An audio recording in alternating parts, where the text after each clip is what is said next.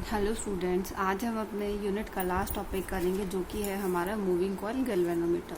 ये एक theoretical topic है क्योंकि आप जो इससे पहले पढ़ चुके हैं वही सारी चीज़ें यहाँ पर यूज़ होंगी। ठीक है, तो जो गैल्वेनोमीटर है ये आपका एक डिवाइस होता है जो आपका करंट डिटेक्ट करने के लिए या वोल्टेज डिटेक्ट करने के लिए हम यूज़ करते हैं। ठीक है, लेकिन गैल्वेनोमीटर क्या, जैसे एमीटर होता है वो हमारा क्या करंट मेजर करने के लिए यूज़ होता है। ठीक है, लेकिन गैल्वेनोमीटर में क्या है कि हम बहुत थोड़ा करंट मेजर कर सकते हैं। ठीक है, क्योंकि बहुत सेंसिटिव डिवाइस है हमारा, तो हम मिली एम्पियर्स में, यहाँ पर माइक्रो एम्पियर्स में भी इवन करंट मेजर कर सकते हैं यूजिंग गैल्वेनोमीटर। ठीक है, तो अब गैल्वेनोमीटर का जो प्रिंसिपल है वो टॉर्क वाला है आपका। ठीक है, जो आपने पढ़ा था ना कि torque produced by coil by placed in a moving torque produced in a current carrying coil placed in a magnetic field. ठीक है, तो उसमें क्या था, जब आपके पास करंट कैरिंग कॉयल थी उसको जब आप मैग्नेटिक फील्ड में रख रहे थे तो टॉर्क प्रोड्यूस हो रहा था। ठीक है, तो वही प्रिंसिपल है जो आपका यहाँ पर मूविंग कॉइल गैल्वेनोमीटर के लिए यूज होगा। ठीक है, अब देखिए हम बात करते हैं कंस्ट्रक्शन की। ठीक है, जो हमारा मूविंग कॉइल गैल्वेनोमीटर है इसमें हमारे पास देखिए कंस्ट्रक्शन देखते हैं।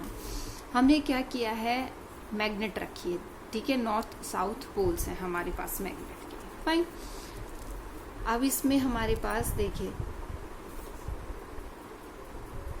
हमने एक कोर लिया है। ठीक है, उस पर हमने क्या किया है, अपना जो वायर है उसको वाउंड कर दिया। ठीक है, वाउंड कर दिया। फाइन, तो इसको हमने क्या किया है, वाउंड करने के बाद ये देखिए जो इसमें आपको ये वाइंडिंग दिख रही है, ठीक है, ये इतनी दूर दूर नहीं होती, जैसे ये सिर्फ आपको दिखाने के लिए इतनी दूर दूर वायर्स हैं ये। ठीक है, ये वायर्स इतनी दूर नहीं होती, ये बहुत पास होती हैं। ठीक है, अब देखिए इसमें क्या होता है, जो ये आपके पास वायर हैं तो ये वही आपने पढ़ा था ना, जो लूप था उसमें टॉर्क प्रोड्यूस होता है, तो ये क्या है, हमारी लूप ही फॉर्म कर रही हैं जो ये वाउंड की गई हैं हमने जो कॉइल से। तो अब क्या होगा, जब हम यहाँ पर करंट पास करेंगे तो इसमें क्या है, हमारा करंट पास करेंगे। अब देखिए ये टर्मिनल्स दिखाया हुआ है यहाँ पर, इन टर्मिनल्स के थ्रू हमारा क्या होगा, करंट पास होगा। जब यहाँ पर करंट पास होगा, अब यहाँ पे मैग्नेटिक फील्ड ऑलरेडी है, नॉर्थ साउथ पोल आपने देखिए रखा हुआ है, तो क्या होगा, जैसे ही आप यहाँ पर करंट पास करेंगे तो क्या होगा, करंट कैरिंग कॉइल हो जाएगी और ये मैग्नेटिक फील्ड में प्लेस है, तो क्या होगा, कॉइल में टॉर्क प्रोड्यूस होगा। तो जो टॉर्क प्रोड्यूस होगा तो उसकी वजह से क्या होगा, ये मूव करना स्टार्ट करेगी। ठीक है, अब टॉर्क आपको पता था कैसे प्रोड्यूस हो रहा था, कि आपके पास टॉर्क का मतलब है कि आपका ये देखिए जो कॉइल है, ये जो यहाँ पर कॉइल है, तो ये जो पॉइंट्स हैं आपकी, ठीक है, ये आपकी क्या एक्सिस है, जो ये आपको बीच में दिख रहा है। ठीक है, ये एक्सिस है, तो यही वो एक्सिस है। ठीक है, ये वो एक्सिस है और इसके अबाउट क्या होगा, हमारा ये जो कॉइल है ये रोटेट करेगा। ठीक है, अब आप डायरेक्शन निकाल सकते हैं जिस डायरेक्शन में आपका करंट फ्लो करेगा, पाम रूल लगाकर, राइट हैंड पाम रूल या लेफ्ट हैंड थंब रूल लगाकर आप डायरेक्शन निकाल लेंगे। तो जो डायरेक्शन निकलेगा, जो फोर्स एक्सपीरियंस करेगा, ठीक है, डायरेक्शन किसका निकलेगा, फोर्स एक्सपीरियंस करेगा, तो उसके अकॉर्डिंग क्या क्लॉकवाइज या एंटी क्लॉकवाइज आपकी जो ये लूप है वो रोटेट करेगा। ठीक है, तो जब यहाँ पर रोटेट करेगा तो जो टॉर्क प्रोड्यूस होगा, अब क्या है, जो टॉर्क प्रोड्यूस होगा तो उससे आपका एक रिस्टोरिंग टॉर्क प्रोड्यूस होगा।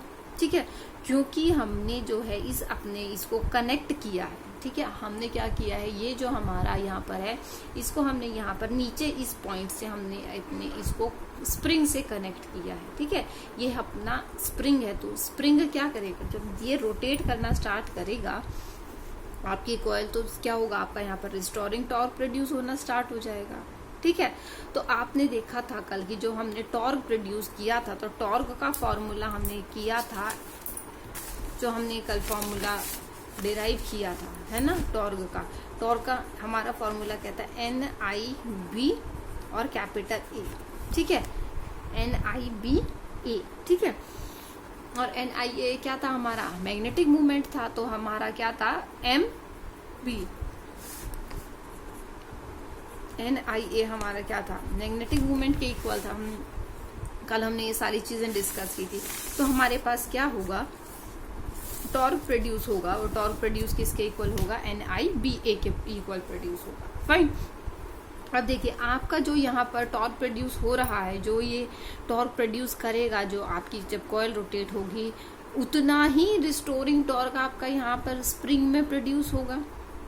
ठीक है, तो क्या होगा, जैसे आप किसी भी चीज को मूव कराएंगे, रोटेट कराएंगे, वो गोल गोल घूमेगी आपकी, तो उससे क्या चीज होगी जैसे आपकी ये चीज है, ठीक है, आप जब इसको गोल गोल बांध कर घुमाएंगे तो क्या होगा, जो आपका अगर जिस चीज से आपने बांधा हुआ है तो उसमें क्या है, रिस्टोरिंग टॉर्क डेवलप होगा, तो उसकी वजह से क्या होगा, ये वापस अपनी ओरिजिनल पोजीशन पर आने के लिए ट्राई करेगा। ठीक है, और जैसे ही आप उसको लूज छोड़ेंगे तो क्या ओरिजिनल पोजीशन पर आ जाएगा, तो वो क्या है, आपका रिस्टोरिंग टॉर्क है। ठीक है, तो क्या होगा, जितना आपका टॉर्क है, आप डिफ्लेक्टिंग टॉर्क मतलब जो आप दे रहे हैं और रिस्टोरिंग टॉर्क, तो दोनों क्या होंगे, इक्वल होंगे। और डिफ्लेक्टिंग टॉर्क कितना होगा आपका, जो NIBA जो हमने कल कैलकुलेट किया था। ठीक है, और रिस्टोरिंग टॉर्क कितना होगा आपका, जो रिस्टोरिंग टॉर्क है वो किस चीज पर डिपेंड करेगा, जो आपका एंगल बनेगा। ठीक है, एंगल बनेगा, तो वो एंगल किससे हम रिप्रेजेंट करा रहे हैं, अल्फा से रिप्रेजेंट करा रहे हैं। तो क्या डायरेक्टली प्रोपोर्शनल होगा रिस्टोरिंग टॉर्क, प्रोपोर्शनलिटी का साइन जब हटाएंगे तो कि हमारा कांस्टेंट आएगा।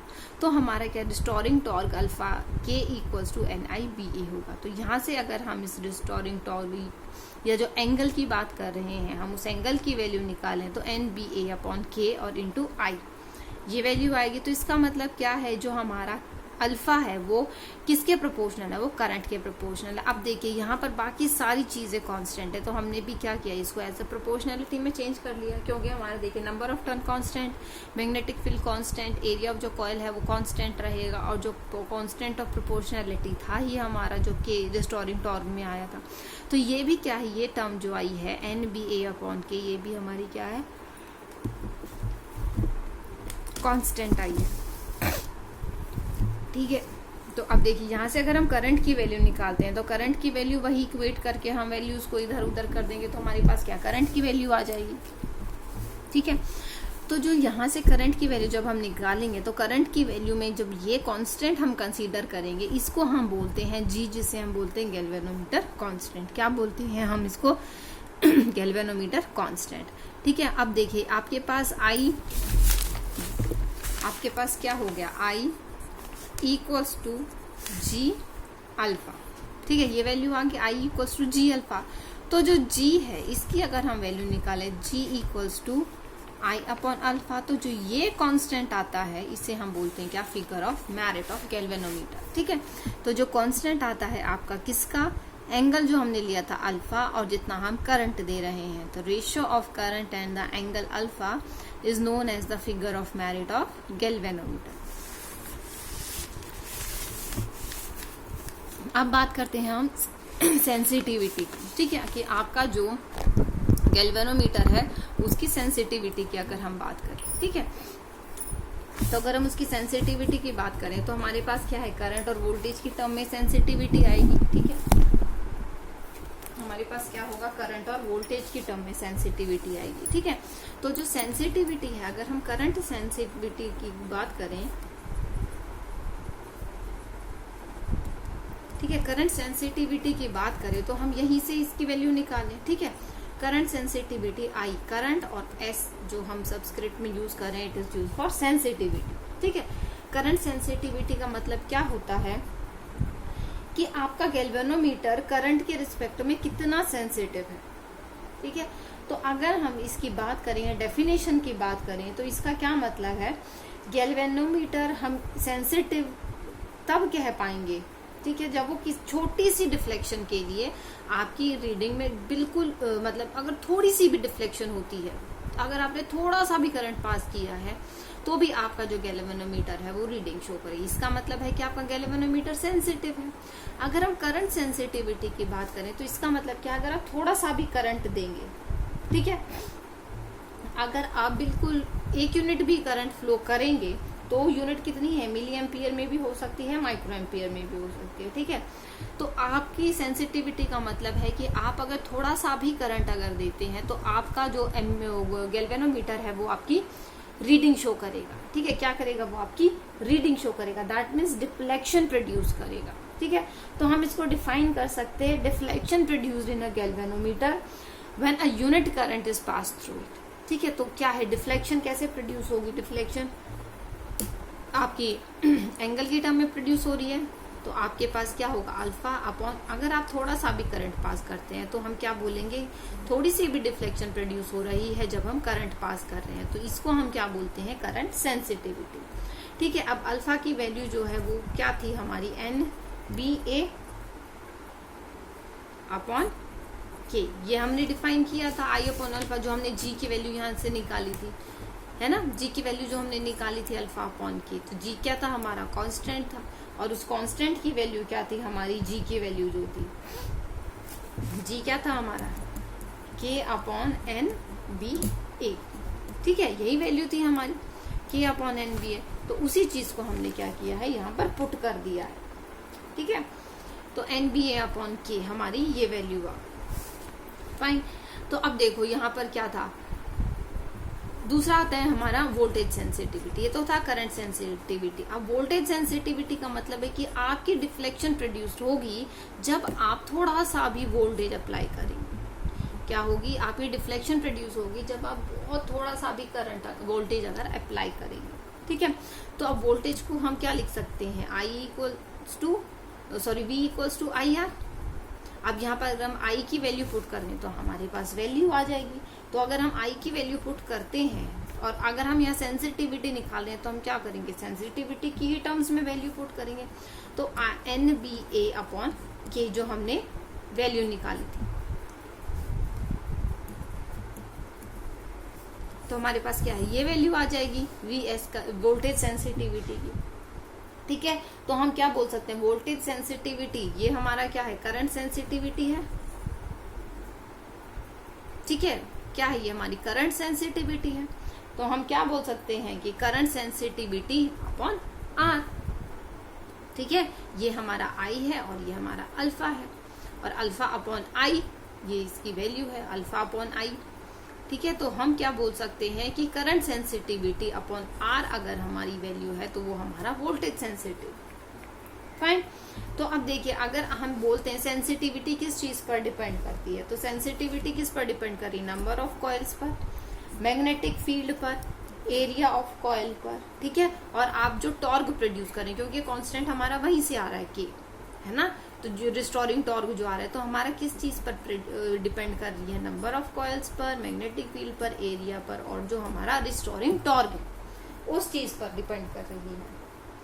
ठीक है, तो ये सारे फैक्टर्स थे जिस चीज पर आपकी सेंसिटिविटी जो है गैल्वेनोमीटर की वो डिपेंड कर रही थी। ठीक है, उसके बाद आता है कि आप जो गैल्वेनोमीटर है उसको एमीटर और वोल्ट मीटर आप यूज कर सकते हैं। ठीक है, आपको पता है कि गैल्वेनोमीटर क्या होता है, एमीटर क्या होता है और वोल्ट मीटर क्या होता है। तो गैल्वेनोमीटर के पास क्या है, सिर्फ यही एबिलिटी है कि वो बहुत थोड़ा अमाउंट ऑफ करंट जो है वो पास करने देगा। ठीक है, तो अगर हमें अमाउंट इंक्रीज करना है तो हम क्या करेंगे, जो आपका गैल्वेनोमीटर है, ठीक है, उसके हम पैरेलल में एक बहुत छोटा सा रेजिस्टेंस लगा देते हैं।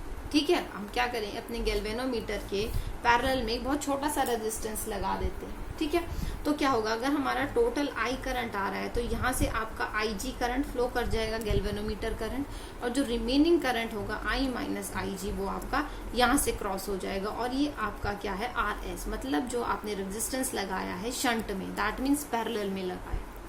ठीक है, शंट और सीरीज दो कनेक्शंस होते हैं, शंट मतलब पैरेलल होता है, और वो भी कौन सा, बहुत छोटा सा रेजिस्टेंस जो हम लगाते हैं। ठीक है, उसे हम शंट बोलते हैं। फाइन, और सीरीज तो आपको पता ही है, काफी टाइम से पढ़ते आ रहे हैं। तो ठीक है, तो यहाँ से देखिए जो टोटल करंट आया था, जो हमारे पास यहाँ गैल्वेनोमीटर में करंट फ्लो कर जाएगा, उसके बाद जो करंट अगर बचेगा तो वो क्या है, हमारा से जो हमने आपका पैरेलल में रेजिस्टेंस लगाया है वहां से फ्लो करेगा। फाइन, तो हम क्या करेंगे, इस रेशियो को कंसीडर कर लेंगे। क्या करेंगे, हम इस रेशियो को कंसीडर कर लेंगे। ठीक है, तो अब देखिए पैरेलल में कनेक्शन है तो इसका मतलब वोल्टेज हमारी सेम रहेगी, है ना, पैरेलल में क्या रहती है, वोल्टेज सेम रहेगी आपकी। फाइन, अब देखिए आपको पता है कि आपके पास वोल्टेज जो है सेम रहती है, ठीक है, तो आप क्या करेंगे, दोनों वैल्यूज को इक्वेट कर लेंगे। दैट मीन्स इसके कॉरेस्पॉन्डिंग जो वोल्टेज आई है और इसके कॉरेस्पॉन्डिंग जो वोल्टेज आएगी, तो दोनों को इक्वेट कर लें। अब V इक्वल्स टू IR होता है, आपको पता है, तो वो वाला फॉर्मूला अब यहाँ लगा दें।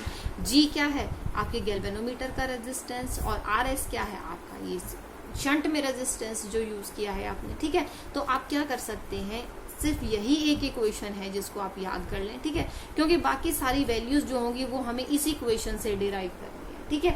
अगर आपको बोला जाए RS निकालना है तो क्या करें, आप इधर इसको ले आए, ठीक है। अगर आपको बोला गया कि I की वैल्यू निकालनी है तो आप क्या करेंगे, I को यहाँ पर रखेंगे, बाकी सारी चीजों को ट्रांसफर कर देंगे।